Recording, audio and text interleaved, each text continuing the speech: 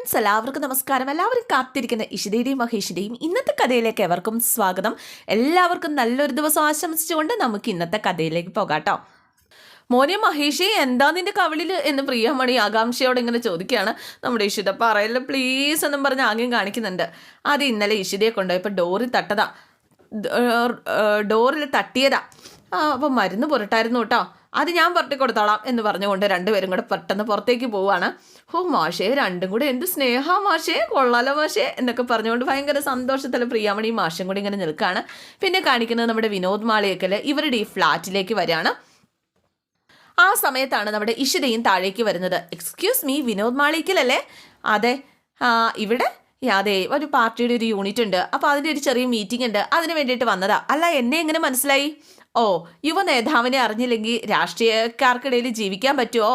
അല്ല, എന്നെ മനസ്സിലായോ? പിന്നെ ഡോക്ടർ ഇഷിത, പരിചയപ്പെടുത്തലിൻ്റെ ആവശ്യമില്ലാത്ത പീഡിയാട്രീഷ്യൻ, ചീഫ് മെഡിക്കൽ ഓഫീസർ എന്നൊക്കെ പറഞ്ഞപ്പോൾ ഞാൻ ചോദിച്ചത് മണ്ടത്തരമായി പോയി അല്ലേ? എന്തായാലും വിനോദ് വലിയൊരു ഹെൽപ്പാണ് ചെയ്തത്, മഹേഷിനെ കണ്ടെത്തുക എന്നുള്ളത്. പാർട്ടിക്ക് അത്രയും നെറ്റ്വർക്കൊക്കെ ഉള്ളത് കൊണ്ട് കാര്യങ്ങളൊക്കെ എളുപ്പമായി. പിന്നെ ഏട്ടനെ കണ്ടെത്തേണ്ടത് എൻ്റെ ആവശ്യം തന്നെയാണല്ലോ. അതെന്താ, ഏട്ടൻ എന്നൊക്കെ വിളിക്കാനുള്ള ബന്ധമുണ്ടോ? അല്ല, ഏട്ടൻ എന്ന് പറഞ്ഞത് പ്രത്യേക അടുപ്പമുണ്ടായിട്ടൊന്നും അല്ല എന്ന് വിനോദ് പറഞ്ഞപ്പം തിരുത്താൻ ശ്രമിക്കേണ്ട, മനസ്സിൽ നിന്ന് വന്നതല്ലേ, ഇരുന്നോട്ടെ.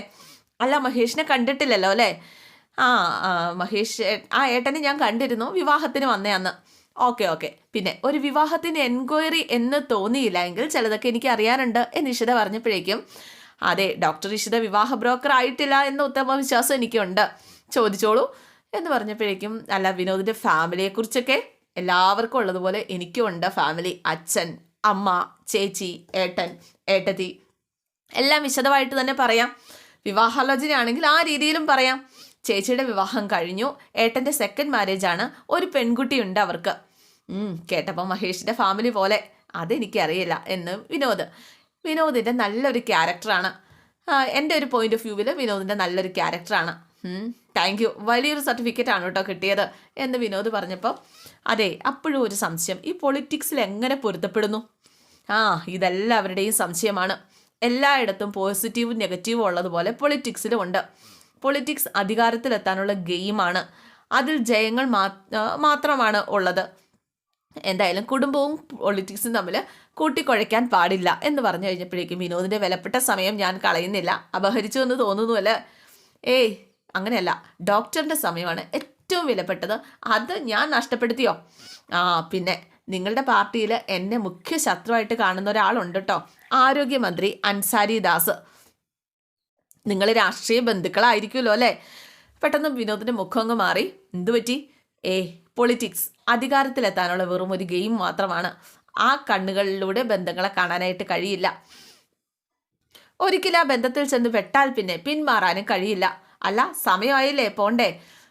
മഹേഷ് വരും, മഹേഷിനോടൊപ്പം പോകുന്നത്. അല്ല, ഏട്ടൻ എങ്ങനെയാ? മനസ്സെപ്പോഴും തുറക്കില്ല, തുറന്നാൽ അടയ്ക്കാനും പ്രയാസമാണ്. ആ സമയത്താണ് നമ്മുടെ മഹേഷ് അങ്ങോട്ടേക്ക് വരുന്നത്. എന്നാൽ ഞാൻ പോട്ടെ എന്ന് ചോദിച്ചുകൊണ്ട് പോകാൻ തുടങ്ങാണ്. ആ സമയത്ത് മഹേഷ് കണ്ടു വിനോദിനെ, പക്ഷെ മൈൻഡ് ചെയ്യാണ്ട് ഇങ്ങനെ നിൽക്കുക. അല്ല, മഹേഷിനെ പരിചയപ്പെട്ടിട്ട് പോകാം എന്ന് നിഷിത പറഞ്ഞു. അങ്ങനെ രണ്ടുപേരും പരസ്പരം മുഖത്തോട് മുഖം നോക്കി ഇങ്ങനെ നിൽക്കുകയാണ്. മുഖത്തോട് മുഖം നോക്കിയിട്ടും നോക്കാനാവാതെയാണ് നമ്മുടെ മഹേഷ് നിൽക്കുന്നത്. ഇവൻ്റെ മുഖത്ത് പോലും നോക്കാതെയാണ് നിൽക്കുന്നത്. നോക്കാനാവാതെയല്ല, നോക്കാതെ. മഹേഷ്, ഇതാണ് വിനോദ് മാളിയേക്കൽ. വിനോദ്, ഇത് മൈ ഹസ്ബൻഡ് മഹേഷ് ചന്ദ്രൻ. അങ്ങനെ രണ്ടുപേരും കൂടെ കൈ കൊടുക്കാണ് കേട്ടോ. മഹേഷിൻ്റെ മുഖത്തൊരു ചെറു പുഞ്ചിരി പോലും ഇല്ല. ഞാൻ ഇറങ്ങുക, എനിക്ക് അത്യാവശ്യമായിട്ട് പോകണം. അതെ, മഹേഷിനെ കണ്ടെത്തി തന്ന ആളാണ് കേട്ടോ. മഹേഷ് അതിനും മറുപടി പറഞ്ഞില്ല. എനിക്കൊരു മീറ്റിംഗ് ഉണ്ട്, ഞാൻ പോവാ എന്നും പറഞ്ഞിട്ട് ഒരൊറ്റ പോക്ക്. ഇതെന്ത് പറ്റി മഹേഷിന് പറ്റിയതെന്ന് മനസ്സിലാവാതെ ഇഷിതയും വിനോദിനോട് യാത്ര പറഞ്ഞ് പോവാ. മഹേഷ്, ഇത് കുറച്ച് വൃത്തികെട്ട പണിയായി പോയി കേട്ടോ. വിനോദിനോട് എന്തെങ്കിലും സംസാരിക്കണ്ടായിരുന്നോ? വഴിയിൽ കാണുന്നവരോടൊക്കെ കുശലം പറഞ്ഞു നിൽക്കാൻ എനിക്ക് സമയമില്ല, എനിക്ക് സമയത്തിന് എത്താൻ പറ്റില്ല. അപ്പോഴേക്കും വഴിപോക്കനാണോ വിനോദ്? മറന്നോ? കത്തും എഴുതി വെച്ച് സന്യാസം സ്വീകരിക്കാൻ പോയപ്പോൾ കേരളം ഒട്ടാകെ തെരഞ്ഞത് അന്വേഷിച്ച് കണ്ടെത്തി തന്നതും ഇയാളാ. ഒരു മാനേഴ്സ് വേണ്ടേ, കോമൺ സെൻസ് വേണ്ടേ? എന്നെ മാനേഴ്സ് പഠിപ്പിക്കാൻ പോവാണോ? അതെ, എല്ലാം തികഞ്ഞ ആളാണല്ലോ, സർവ്വവിജ്ഞാന പീഠം കയറിയ ആള്. മനുഷ്യനെ മെനക്കെടുത്താൻ വേണ്ടി ഓരോ അവതാരങ്ങളൊക്കെ ഇറങ്ങിക്കോളും.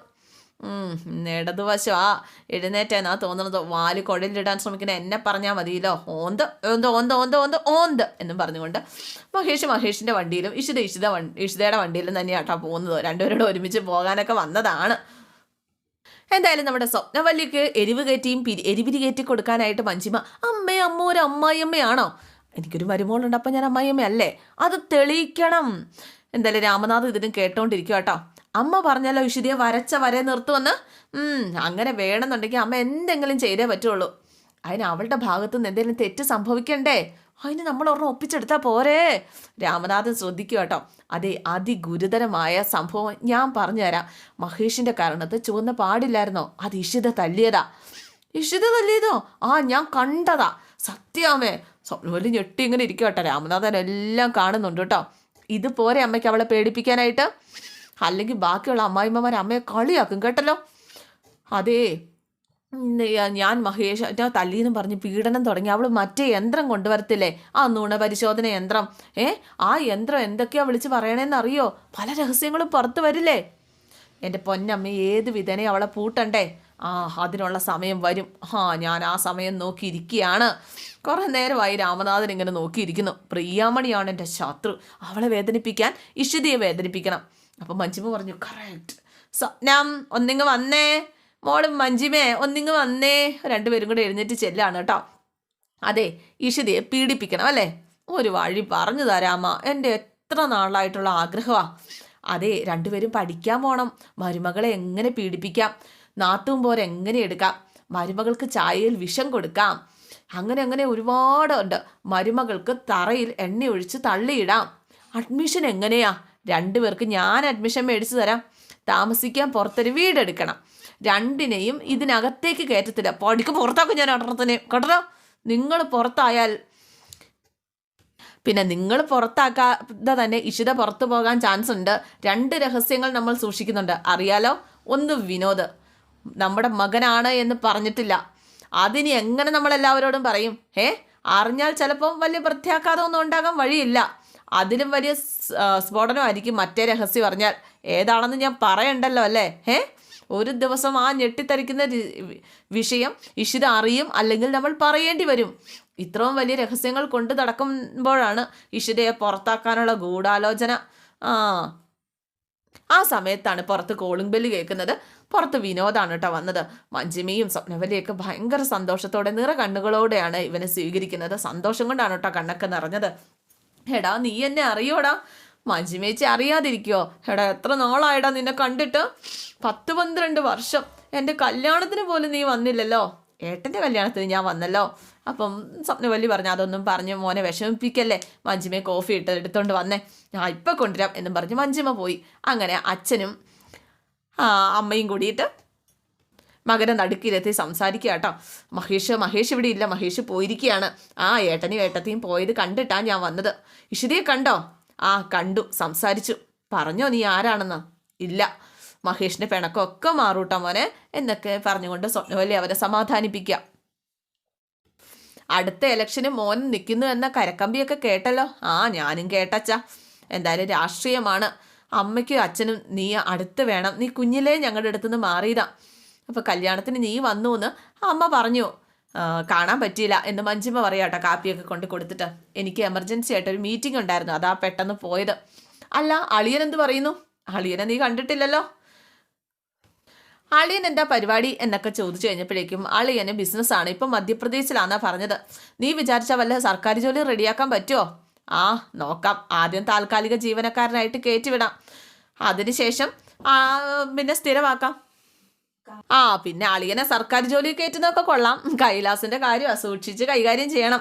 അതെന്താ അച്ഛാ അങ്ങനെയൊക്കെ പറഞ്ഞു കൊടുക്കുന്നത് എന്ന് മഞ്ജിമ ഇങ്ങനെ ചോദിക്കുക. അല്ല, നിന്റെ കെട്ടിയവന്റെ വിശേഷം കാരണം ഇവൻ നാറുണ്ടല്ലോ.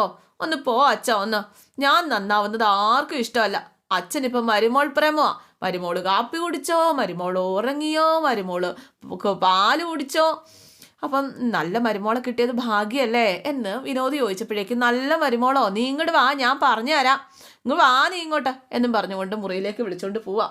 രാമ, ഇത് എന്ത് പറഞ്ഞു കൊടുക്കാനാണോ എന്തോ, നിന്റെ മോളല്ലേ എന്ന് നമ്മുടെ രാമനാഥനും പറയുകയാണ് സ്വപ്നവല്ലിയോട്. പിന്നെ കാണിക്കുന്നത് ഓഫീസിലാണ്. ഓഫീസിൽ ഇഷിതയുടെ ഓഫീസിൽ കേട്ടോ. ഇന്നലെ കൺസൾട്ടിങ്ങിൻ്റെ എത്തിയപ്പോൾ ആ റിസൾട്ട് നോക്കിയായിരുന്നോ എന്നൊക്കെ ചോദിച്ചുകൊണ്ട് നമ്മുടെ ആ ഹോസ്പിറ്റലിലെ കാര്യവുമായി ബന്ധപ്പെട്ട് ഫോൺ വിളിയാണ്. ആ സമയത്ത് ഒരു സിസ്റ്റർ ഇഷിതയ്ക്ക് അരികിലേക്ക് വന്നിട്ട് പറഞ്ഞു, മെഡിക്കൽ റെപ്രസെൻറ്റേറ്റീവ്സ് വന്നിട്ടുണ്ട്, അവർക്ക് സമയം വെച്ചിട്ടുണ്ടല്ലോ, ആ സമയത്ത് വന്നാൽ മതി എന്ന് പറയും. പിന്നെ ഒരു ഹസീനയും മകളും വന്നിട്ടുണ്ട്, വരാൻ പറയൂ. അങ്ങനെ നമ്മുടെ ചക്കിമോളാണ് കേട്ടോ. ഇതാരാ ചക്കിമോളോ, എത്ര നാളായി കണ്ടിട്ട്, ആൻറ്റിക്കൊരു ഉമ്മ തന്നെ. അങ്ങനെ ചക്കിമോൾ ഉമ്മ കൊടുക്കുക. അതേ, കൂട്ടുകാരി പറയാറുണ്ട് സ്കൂളിൽ എന്തൊക്കെയുണ്ട് വിശേഷങ്ങൾ. അതേ, പേരൻസ് ഡേ വരുന്നുണ്ട്, ബെസ്റ്റ് സ്റ്റുഡൻറ്റിനെ തിരഞ്ഞെടുക്കും. ചക്കി ആയിരിക്കുന്ന ചിപ്പി പറയുന്നത്. അല്ല, ചിപ്പി ആയാൽ മതി. ആണോ? എന്തായാലും പേരൻസ് ഡേക്ക് ആൻറ്റി വരുന്നുണ്ട് കേട്ടോ. ആൻറ്റി വരുന്നുണ്ടെന്ന് പറയുമ്പോഴത്തേനും കൊച്ചി ചോദിക്കും, ചിപ്പിയുടെ ഡാഡി വരുമോ? ചിപ്പിയുടെ ഡാഡിയും വരും. അപ്പോൾ കൊച്ചിൻ്റെ മുഖം വാടി കേട്ടോ. അപ്പോൾ പെട്ടെന്ന് നമ്മുടെ ഹസീനയുടെ മുഖം വാടി. എന്തു പറ്റി?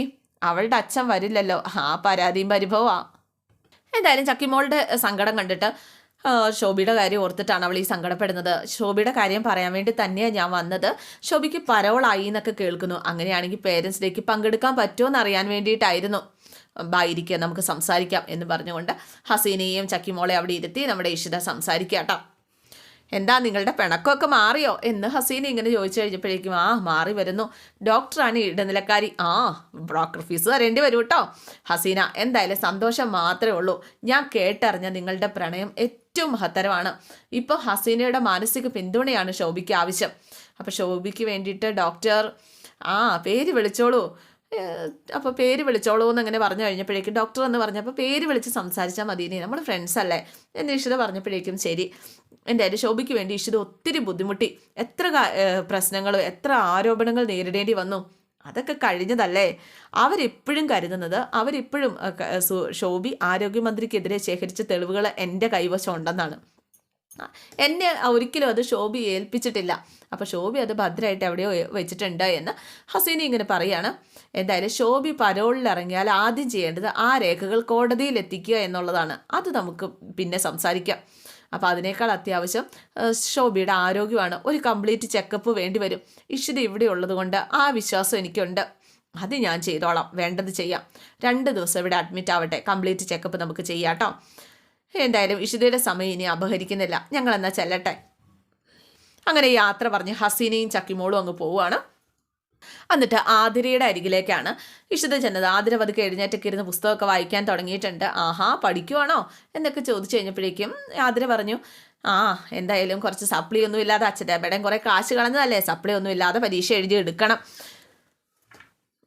എൻ്റെ എന്തെങ്കിലും ഹെൽപ്പ് വേണോ എന്തെങ്കിലും ചോദിച്ചു കഴിഞ്ഞപ്പോഴേക്കും വേണ്ട എന്ന് ആതിര ഇങ്ങനെ പറയാം കേട്ടോ. ഞാൻ കുറച്ച് പുസ്തകങ്ങളൊക്കെ വാങ്ങിച്ചു തരാം.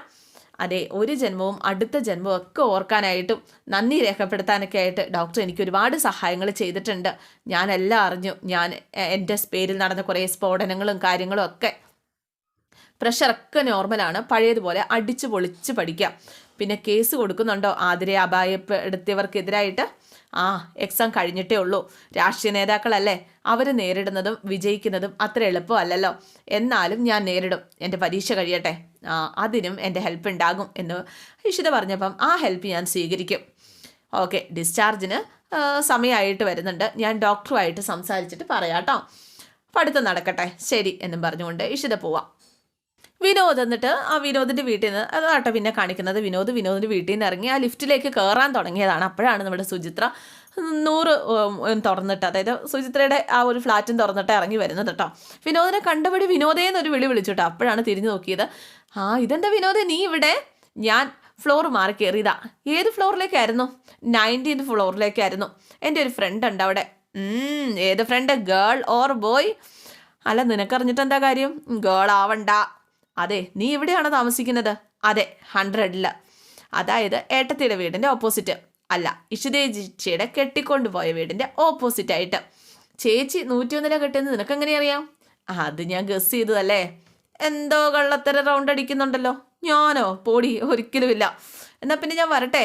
അയ്യടാ, അവിടെ നിന്ന് എൻ്റെ വീടിൻ്റെ മുന്നിൽ വരെ എത്തിയിട്ട് കയറാതെ പോവാനോ? ഒറ്റ അടി അടിച്ചതിനകത്തേക്ക് കയറ്റും. എൻ്റെ ഇളയച്ചനെയും പരിചയപ്പെടണ്ടേ? അവരാ മോനെ കല്യാണത്തിന് NOC തരേണ്ടത്. ഇതേ സമയം നമ്മുടെ പ്രിയാമണി സുജി എന്ന് വിളിച്ച് വാതൊക്കെ വന്നോട്ടെ. ഈ പെണ്ണിതെവിടെ? ഇവള് മതിൽ ചാടിയോ? ആ ഇപ്പം അവൾ ചാടിയേ ഉള്ളൂ, അവളെ ഞാൻ പൂട്ടും, എന്തോ ചുറ്റിക്കളി ഉള്ളതുപോലെ സംശയമൊക്കെ ഉണ്ട് എന്ന് പ്രിയാമണി ഇങ്ങനെ അവിടെ അകത്ത് നിന്ന് പറയാം കേട്ടോ. ഇതേസമയം സുചിത്രയും വിനോദും കൂടെ പുറത്തുനിന്ന് സംസാരിക്കുക. അതായത് അവരെ ഞാൻ കയ്യിലെടുക്കണം അല്ലേ? ആ എന്നാലേ നിനക്കെന്നെ കിട്ടുള്ളൂ, ഇല്ലെങ്കിലേ വേറെ ഏതെങ്കിലും പെണ്ണ് നിന്റെ തലയിൽ കയറിയെന്ന് നോക്കും. ആ അതാ നടക്കാൻ പോകുന്നത്. അപ്പോഴേക്കും വിനോദ് പറഞ്ഞു, ആയിക്കോട്ടെ, ഞാൻ എൻ്റെ ഒറിജിനൽ ക്യാരക്ടർ കാണിക്കണോ?